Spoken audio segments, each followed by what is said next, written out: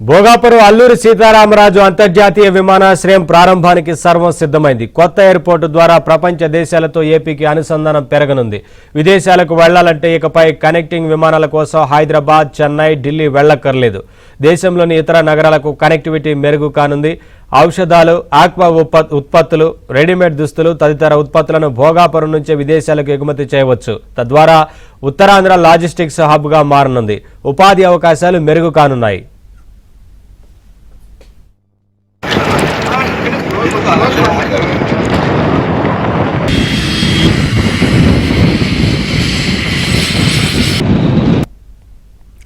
ప్రస్తుతం విశాఖ ఎయిర్పోర్టులో ఔషధాలు, aqua, readymade దుస్తులు వంటి ఉత్పత్తులను విదేశాలకు ఎగుమతి చేసేందుకు తగిన సదుపాయాలు లేవు. ప్రత్యేక టెంపరేచర్ కంట్రోల్ రూమ్లు, విమానాల్లోకి సరుకును ఎక్కించడానికి ప్రత్యేకమైన లిఫ్ట్లు లేని కారణంగా కొద్ది పరిమాణంలో మాత్రమే ఇక్కడి నుంచి ఎక్స్పోర్ట్ అవుతున్నాయి.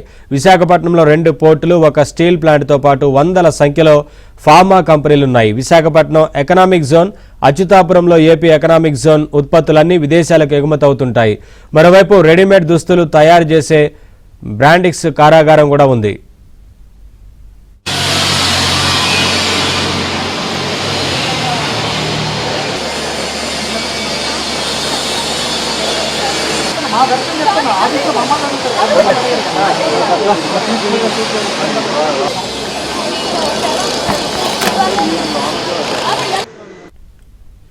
రేపు ఉదయం భోగాపురం ఎయిర్పోర్టును ప్రధాని మోదీ ప్రారంభించనున్నారు. ఏపీలో 17,912 కోట్ల ప్రాజెక్టులకు శ్రీకారం చుట్టనున్నారు. 4,727 కోట్లతో భోగాపురం ఎయిర్పోర్టు నిర్మాణం జరిగింది.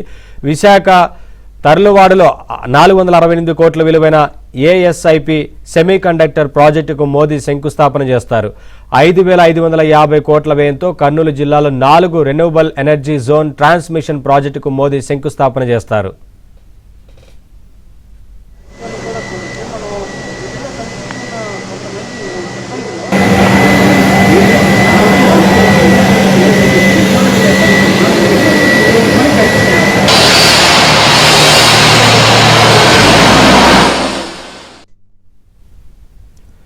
రేపు భోగాపురం ఎయిర్పోర్టు ప్రారంభిస్తున్నామంటూ ఏపీ పర్యటనపై ఎక్స్లో ప్రధాని మోదీ ట్వీట్ చేశారు. ఉత్తరాంధ్రకు మౌలిక సదుపాయాల కల్పనలో కీలక అడుగు పడుతోందని చెప్పారు. ప్రధాని ట్వీట్ను ట్రాక్ చేస్తూ ఏపీ సీఎం చంద్రబాబు రీట్వీట్ చేశారు. మోదీజీ మీ రాక కోసం ఎదురు చూస్తున్నామన్నారు. ఉత్తరాంధ్ర కలలకు రెక్కలొచ్చాయని, ఉత్తరాంధ్రకు గేట్వేగా భోగాపురం ఎయిర్పోర్టు నిలుస్తుందంటూ ట్వీట్ చేశారు.